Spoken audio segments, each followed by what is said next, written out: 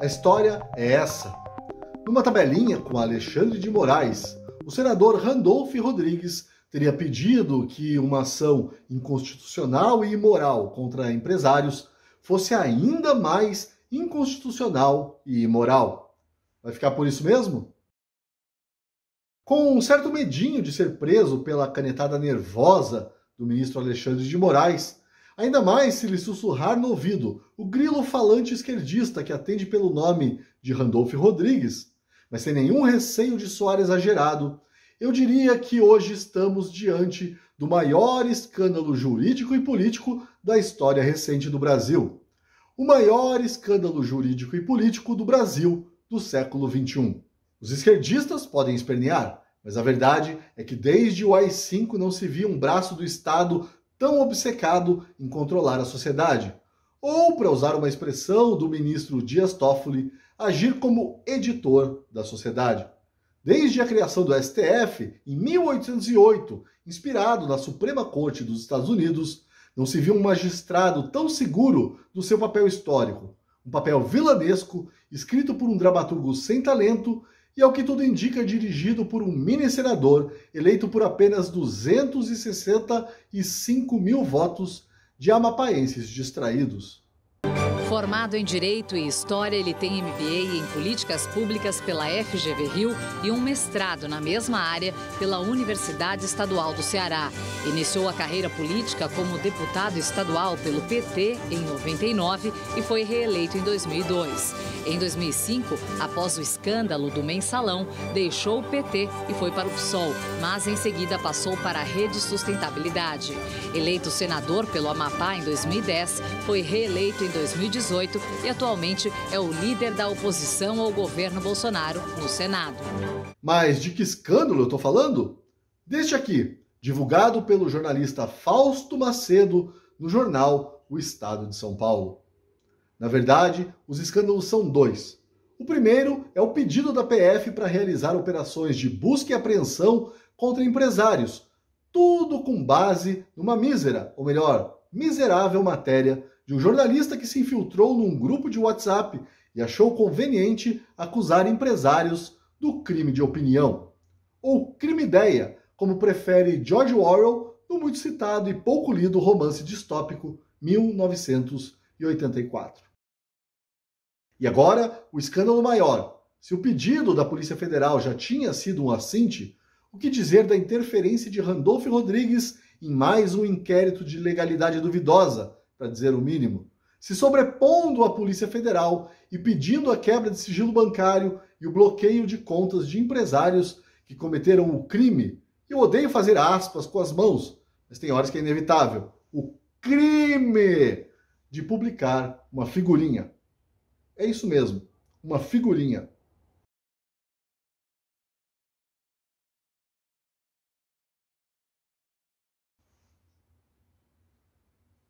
Eu disse dois, é que eu me enganei. Jornalista não é muito bom de fazer contas mesmo. São três os escândalos. Porque Alexandre de Moraes teria acatado o pedido de Randolph Rodrigues. Como se o mini-senador tivesse competência para isso. Como se o mini-senador tivesse autoridade formal e moral para perseguir empresários que apoiam o presidente e, numa conversa à toa, dizem preferir até mesmo um golpe a ver Lula vestindo a faixa presidencial mais uma vez. Esse mesmo Randolph Rodrigues, que hoje passa por cima do Código de Processo Penal, que dá uma rasteira no Estado Democrático de Direito, que aparentemente sopra no ouvido de Alexandre de Moraes tentações autoritárias, é quem está há 4 anos dizendo que Jair Bolsonaro representa um perigo para a democracia. Se deixar Jair Bolsonaro solto, vai provocar, não tenho dúvida disso. É porque o governo de Jair Bolsonaro é vocacionado a romper a ordem democrática brasileira. Rafael, nós estamos diante de um presidente da República que nunca teve tradição democrática, que se formou ao longo do tempo falando em romper a democracia, que foi eleito, inclusive dizendo aos brasileiros, em alto e bom som, que a primeira coisa que faria ao começar o seu governo era fechar o Congresso Nacional, fechar as instituições e dar um golpe. Olha, eu odeio lugares comuns, clichês, chavões e slogans, mas aqui vou ser obrigado a dizer que estamos diante de um caso clássico do acuse os adversários do que você faz e chame-os do que você é, para citar aí a frase atribuída a Lenin.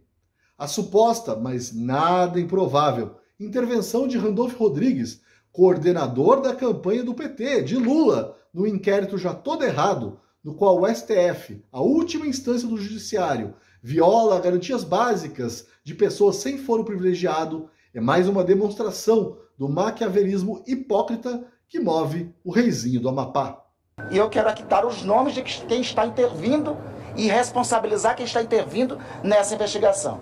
É o senhor Jair Bolsonaro, presidente da República. Aí está Randolph Rodrigues, em mais uma de suas aparições histriônicas, obviamente acusando os outros do que ele fez, faz e, se não for parado, continuará fazendo desavergonhadamente.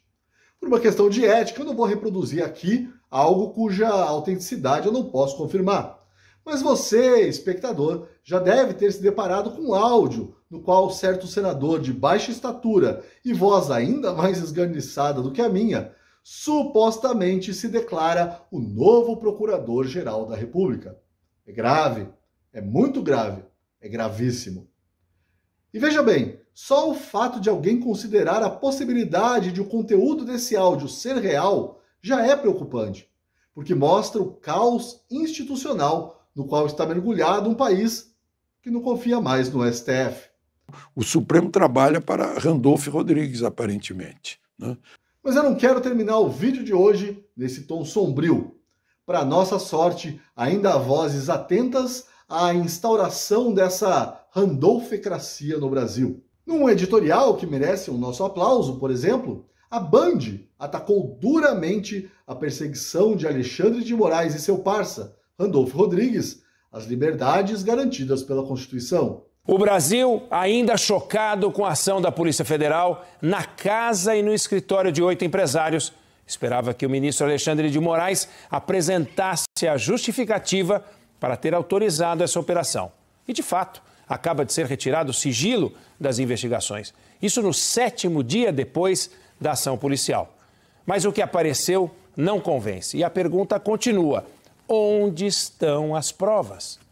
Porque troca de mensagens, apenas opiniões sem ação, ainda que sejam contra a democracia, ou mesmo em defesa de golpe, ideia que combatemos e abominamos, não configuram crimes. E estão longe de fundamentar aquela operação policial. Vão crescendo os sinais de que estamos diante de mais um desatino do nosso judiciário. E eu também tenho a felicidade de trabalhar num jornal que tem publicado editoriais incisivos. Um jornal que não se curva ao arbítrio de Alexandre de Moraes. Nas últimas 2 semanas, foram 3 os editoriais históricos, antológicos mesmo, da Gazeta do Povo, se colocando contra a instauração de uma ditadura do judiciário no Brasil. Porque só existe uma coisa mais perigosa do que um homem obcecado em eliminar o pensamento divergente. 2 homens unidos por essa obsessão. E só há uma coisa mais perigosa do que 2 homens unidos nesse propósito macabro de acabar com qualquer oposição que eles consideram, sabe-se lá por quê, antidemocrática. 2 homens que agem assim com a conivência da imprensa e da instituição que deveria conter o ímpeto autoritário desses tiraninhos em potencial, isto é, o Senado. Até amanhã.